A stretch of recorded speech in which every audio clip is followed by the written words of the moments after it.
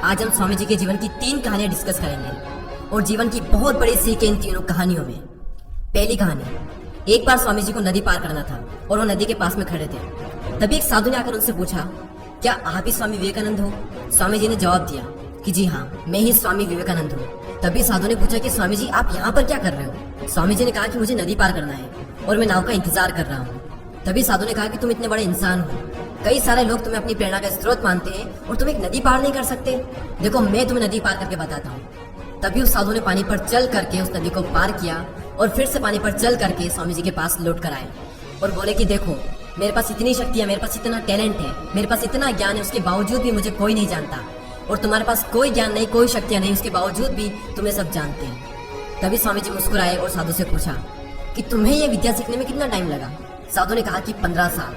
इतने में स्वामी जी की नाव आ गई और स्वामी जी ने साधु को नाव में बैठाया और वहां से चल दिए। दोनों ने नाव में बैठकर नदी पार की और पार करने के बाद स्वामी जी ने अपनी जेब से 1 रुपया बाहर निकाला और उस नाव वाले को दे दिया। यानी कि दोनों के मिला के 50-50 पैसे यानी 1 रुपया उन्हें दे दिया। तभी स्वामी जी ने साधु से कहा कि जो काम तुम 50 पैसे में कर सकते थे उसके लिए तुमने अपनी जिंदगी के 15 साल बर्बाद कर दिए।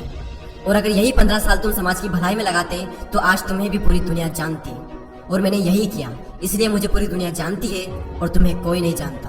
और स्वामी जी ने साधु से कहा कि तुम्हारी तरह कई सारे लोग ऐसी चीजों में अपने दिन, हफ्ते, महीने, साल लगा देते हैं जिनका उनकी जिंदगी में कोई मतलब नहीं निकलता।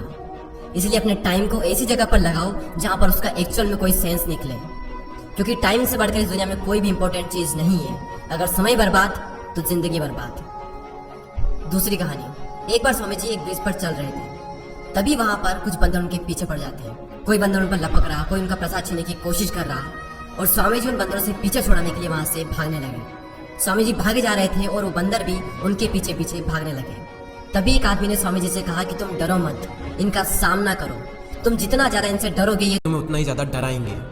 तभी स्वामी जी पीछे मुड़ते हैं और आंखें निकाल कर उन बंदरों पर जोर से चीखते हैं और तभी सारे बंदर वहां से दुम दबाकर भाग जाते हैं। और उन्हीं बंदरों की तरह होते हैं हमारे नेगेटिव थॉट्स, जिनसे हम डरते हैं। और जितना ज़्यादा हम इनसे डरेंगे ये हमें उतना ही ज़्यादा डराएंगे। इसलिए नेगेटिव थॉट्स और डर से डरो मत, बल्कि उनका सामना करो। इनसे तुम जितना ज़्यादा डरोगे ये तुम्हें उतना ही ज़्यादा डराएंगे। और अगर तुम इनका सामना करते हो तो नेगेटिव थॉट्स और डर भी एक दिन तुमसे डर जाएगा। एक बार स्वामी जी उनके गुरु श्री रामकृष्ण परमहंस के साथ कहीं जा रहे थे। तभी रास्ते में उन्हें एक आदमी मिला जो पत्थर पर कुछ बना रहा था। तभी रामकृष्ण परमहंस जी ने पूछा कि तुम इस पर क्या बना रहे हो? तभी उस व्यक्ति ने जवाब दिया कि मैं एक राजा की मूर्ति बना रहा हूँ। रामकृष्ण जी ने पूछा कि क्या उस राजा की तुम्हारे पास में कोई तस्वीर है? तभी उस मूर्तिकार ने कहा कि नहीं, मेरे पास उनकी कोई तस्वीर नहीं है। तभी रामकृष्ण जी बोले कि अगर तुम्हारे पास उनकी कोई तस्वीर नहीं है तो फिर तुम उनकी मूर्ति कैसे बना सकते हो? तभी उस मूर्तिकार ने जवाब दिया कि भले ही मेरे पास उनकी कोई तस्वीर नहीं है, लेकिन मेरे दिमाग में उनकी स्पष्ट तस्वीर छपी हुई है। और कुछ ही देर बाद उस मूर्तिकार ने राजा की सुंदर मूर्ति बनाई भी। और स्वामी जी ये सारा दृश्य अपनी आंखों से साफ देख रहे थे। और तभी उन्हें अपने कुछ सवालों का जवाब मिल गया कि अगर कोई भी इंसान अपनी जिंदगी में कुछ भी पाना चाहता है तो उस मुकाम की या फिर उस चीज की तस्वीर उसके माइंड में एकदम क्लियर होना चाहिए। तो दोस्तों, उम्मीद करता हूँ कि आपको ये तीनों कहानियां पसंद आई होगी। इसी तरह